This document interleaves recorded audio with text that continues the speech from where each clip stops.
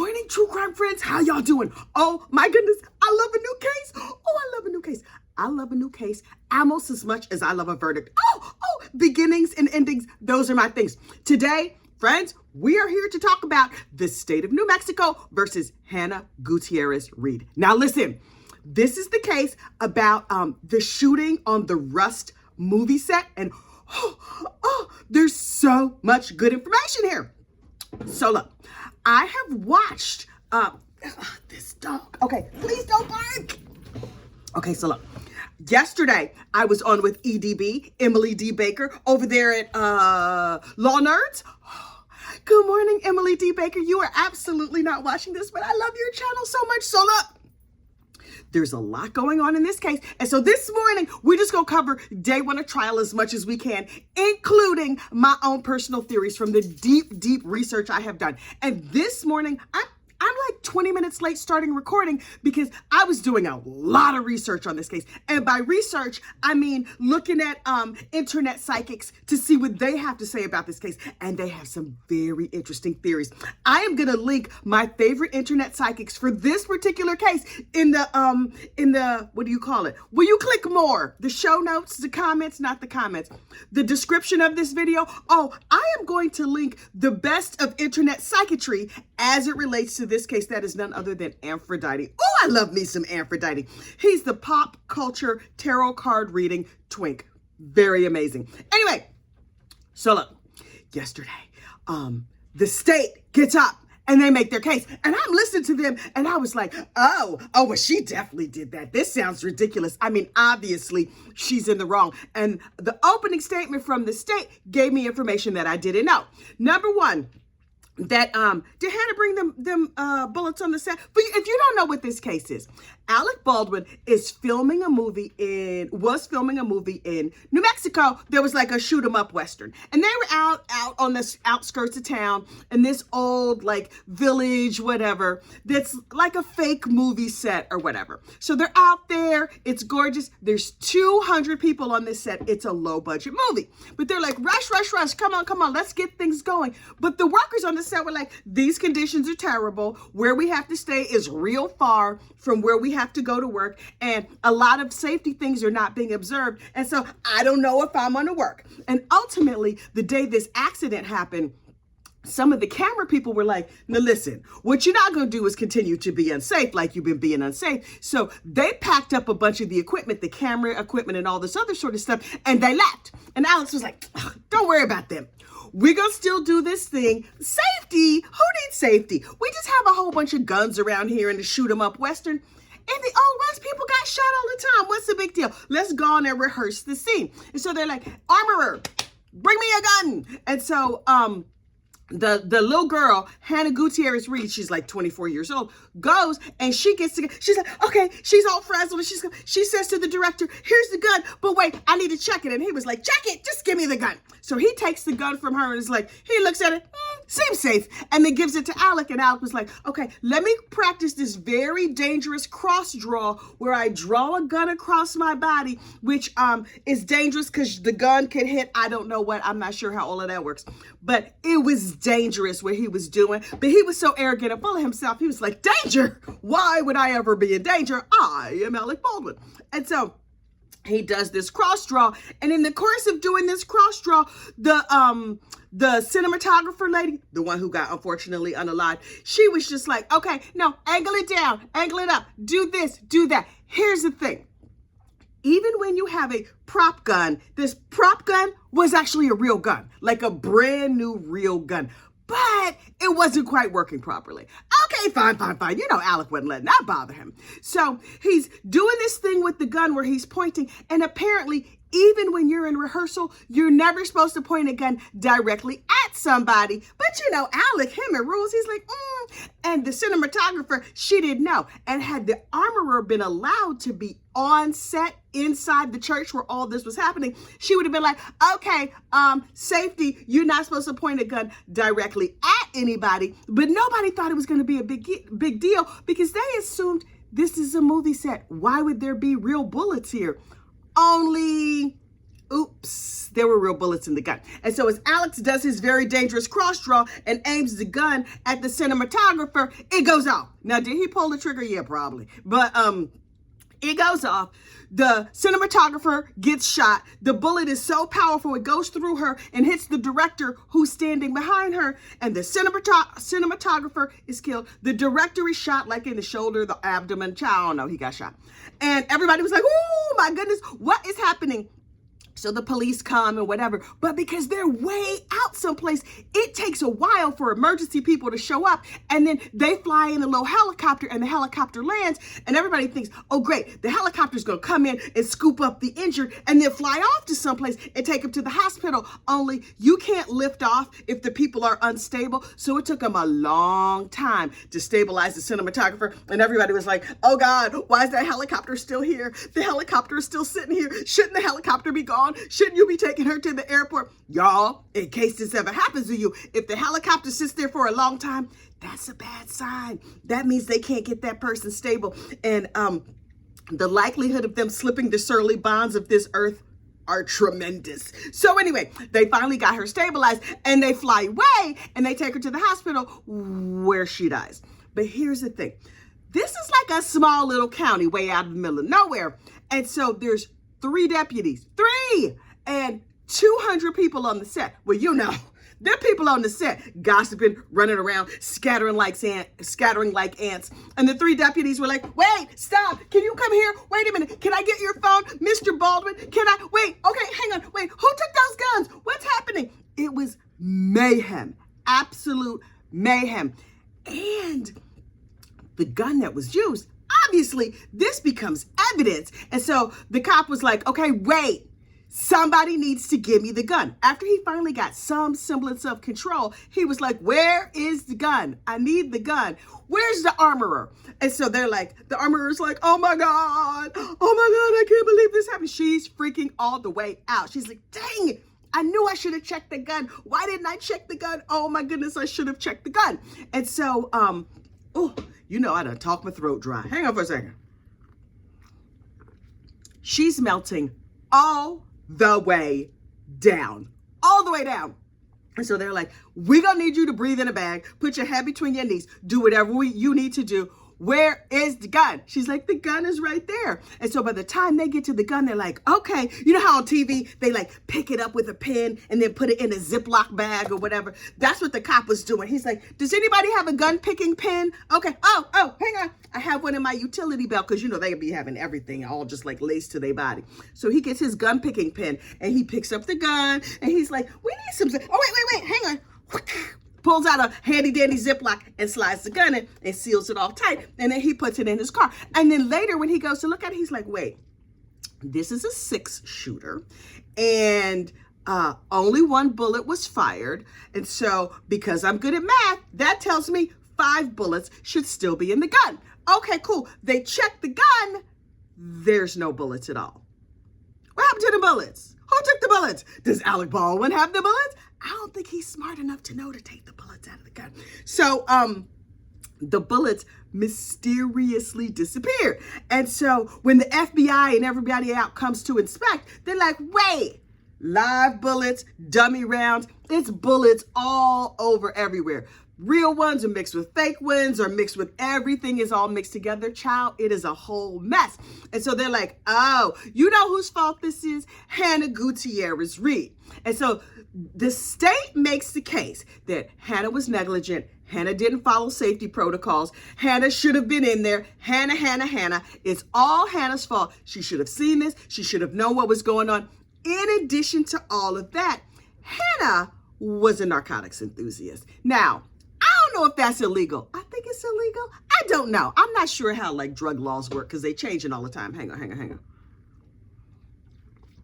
She had herself some marijuana, some cocaine, probably some other stuff we don't even know about.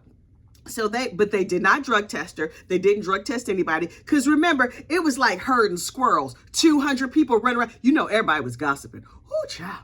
Ooh, the gossip that was coming out. That set, I'm sure. You know, I would have been all up in the mix. Like, let me get a pen. Hang on, what? Let me just record all y'all on my iPhone because I'm gonna need this for later. Anyway, so everything was crazy, crazy, crazy. When things finally calmed down, Hannah goes back to her room, and one of her coworkers was like, Hannah, girl, are you okay? I know I don't know you that well. And word on the street is that absolutely nobody on this set liked you because you're a Nepo baby. Your daddy is famous as a famous armorer. So you got this job from being a famous armorer. So everybody was looking at you askance like, this heifer. And so we all hated you, but I heard you had good drugs and stuff, but also this is a terrible situation. And it's really sad that you had a part in unaliving that woman. So let me give you a hug. Okay. And so when this coworker left her room that night over there at the motel, ooh, you know they ain't put them in no good hotel because they was cutting costs and whatever. You know, hotel, motel. I don't do mo's. I can't. I'll stay in a hotel, but New Mexico, way out in the middle of nowhere. It was like a 0-star motel where you could back up to the door. Oh, I can't stand a mo. Anyway, so her room was her coworker was like, okay, girl, let me give you a hug. And Hannah was like, hey, lady that I don't know that well, can you do me a favor? Can you just hold on to this for me? Okay, thank you. Bye. I need to go cry now. Okay, cool. So she goes to cry off in her room, and her coworker is walking down the hall like, what did she give me? Oh, she gave me a cocaine-like substance. Okay. This is the story according to the coworker. Now, nobody saw the cocaine. Nobody tested the cocaine, a cocaine-like substance. And according to this coworker, she was like, ooh, I was horrified that someone on a movie set would give me narcotics. Okay. And so I just threw it away. Really, girl? Really? Did you really throw it away? That's her story to the police. Now listen. Between me and you, what actually happened, she was like, yo, I went to see Hannah, that girl that nobody around here really likes. Look what she gave me. By throw it away, I assume that this coworker who is unnamed means that she smelled it until it was gone. So, you want to see how her cocaine smells? Oh, would you like to enjoy, would you like to sample the scent of her cocaine? And they smelled it until it was all gone. So the throwing away, they meant they threw it away up their nostrils. That's mere speculation. I'm not blaming anybody. I'm not saying anybody did those narcotics, but I'm telling you, they did them narcotics. They're like, the prosecution was like, no one ever tested the drugs. Okay. Or the cocaine-like substance. Did you test their urine, their blood, their hair? Because you could have got a sampling of it from that. I'm telling you right now, they did them drugs. Because who throws away drugs?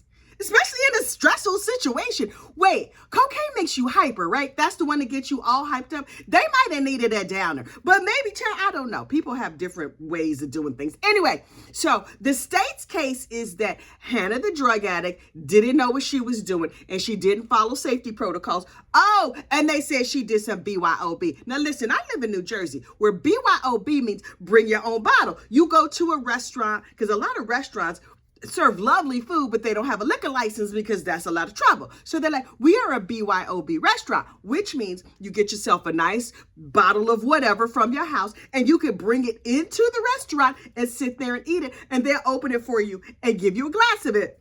But they will charge you a corkage fee. You know what that means? Somebody comes with the corkscrew and they open it, and they could charge you $15 for the pleasure of opening your wine that you bought from home. That's some garbage. If I drank, I would be very upset about it, but I don't drink, so like whatever, I don't care. Anyway, child, hang on. I think that little amphibian is trying to come back and live in my throat. Anyway, so the prosecution is saying Hannah did BYOB on the set, only she brought her own bullets. I don't think you're supposed to do that. But this movie set, they were pinching pennies and trying to save money every place they could.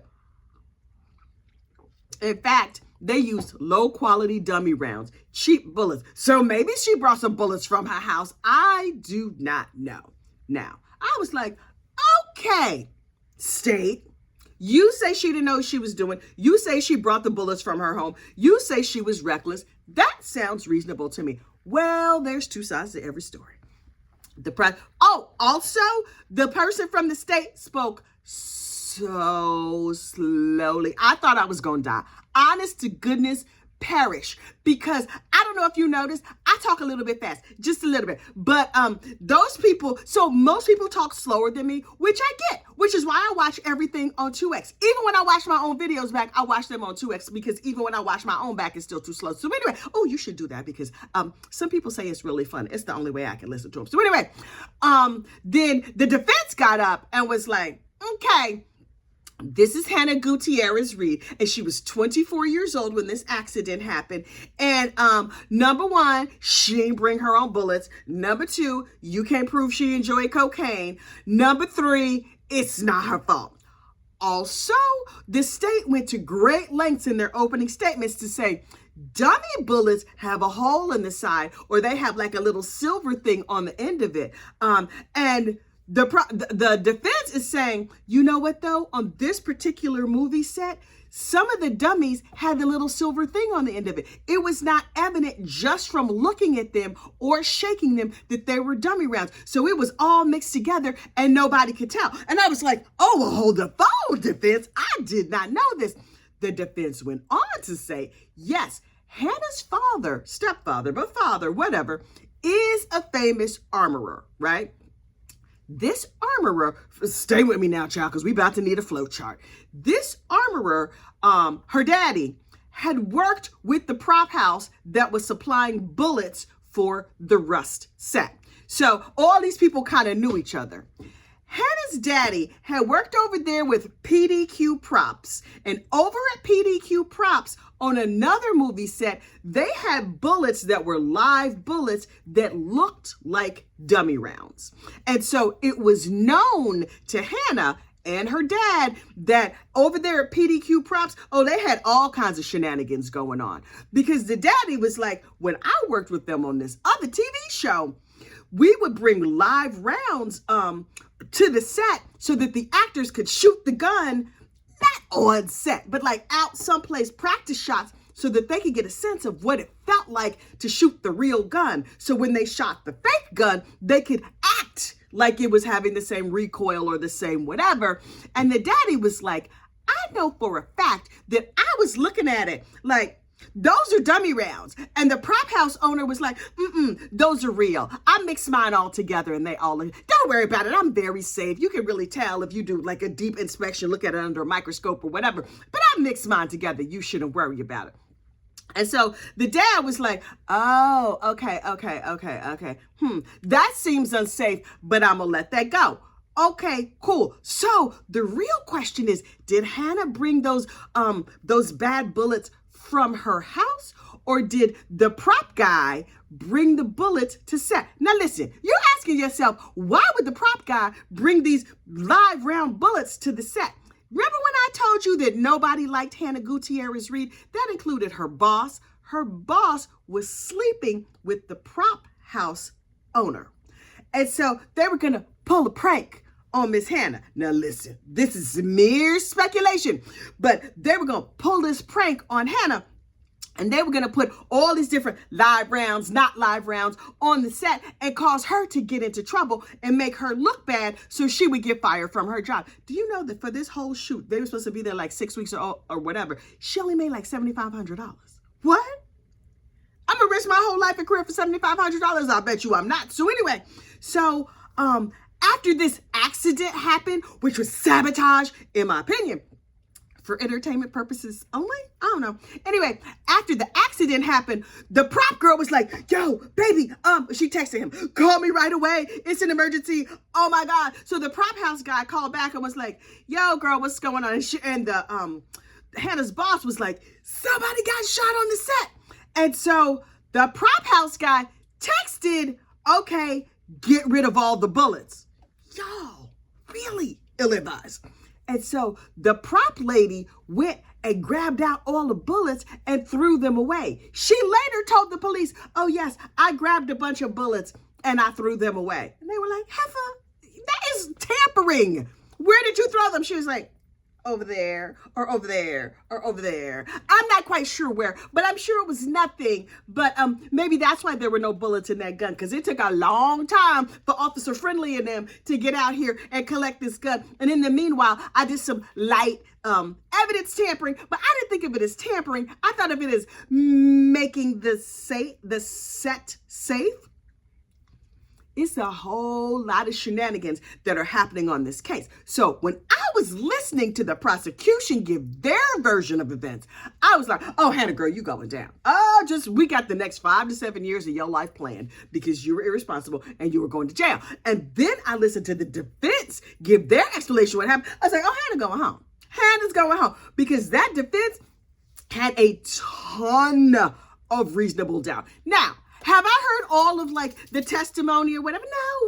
No, it's only, today is day 2 of trial. It's February the 23rd, 2024. It's only day 2 of trial. But yesterday, day 1 was fascinating. But listen, if you need the quick version, child, just watch the opening statement and the closing statement. I mean, the opening statement for both the prosecution and the defense. But I'm telling you right now, that prosecution, you're going to have to watch that on like 5X, because Lord, he talks slow. But then somebody in the comments for Emily D. Baker said that people in New Mexico talk slowly. I don't think I can live there. I'm just saying, I don't think I can live there. But this case continues today. Hang on. There's a whole lot of internet psychic information about this case that's out there in the world. And like I said, I'm going to drop it in the description so y'all could go see. It's fascinating. So I will be paying close attention to this case to see what happens. As an aside, the infamous Sylvia. We even talk about the infamous Sylvia, right? She is the YouTube blogger who got arrested for stalking. And it was like a light little case. Her charges are misdemeanor. But because the county jail down there in Fulton County, Georgia is such a mess, she stayed in prison for 8 days. 8 days. Nope. I told you I would not sleep in a motel. You know where else I would not sleep? Prison, jail, on any level. I cannot even imagine. But Sylvia is home. I'm happy.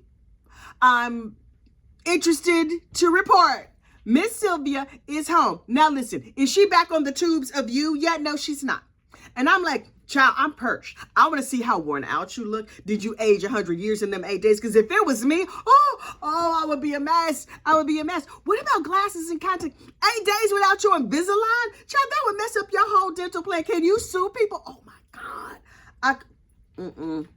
I would be like, listen, if anything ever happens to me, if I go to jail, which I seriously doubt, the hospital, anything like that, the first thing I need y'all to do is to, everybody get a pen. If something terrible happens to me, which I sincerely hope that it does not, but I'm gonna need my skin creams. I'm gonna need the good saline, my contact lenses, and my glasses so I can change out day to night. And I'm gonna need my Invisalign because these teeth cost a fortune, and I'm not trying to mess them up. So if I'm unconscious in the hospital, you have to be like, "Excuse me, nurse. We're gonna need to slip this in because she really would have wanted this because I really, really would." And then I'm gonna need you to wash all my makeup off, and then every day wash my face morning and night, and just put a little cream on because I can't be coming out of a coma looking a mess. No.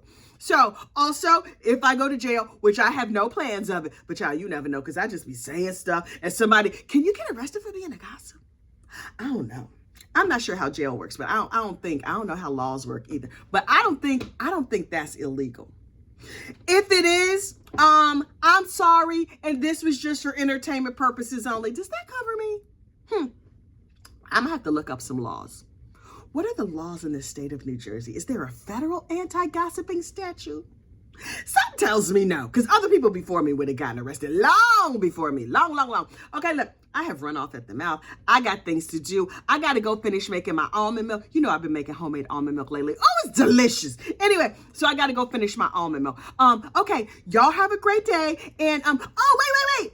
Like the video, subscribe to the channel, and also down there in the comments are the links to play bingo. So go on, if you win at bingo, post your winning card to my social media. I'm Gossip, Rumor, and Innuendo every place except for on Facebook, because, you know, old people over on Facebook. My mama, my aunties, and them.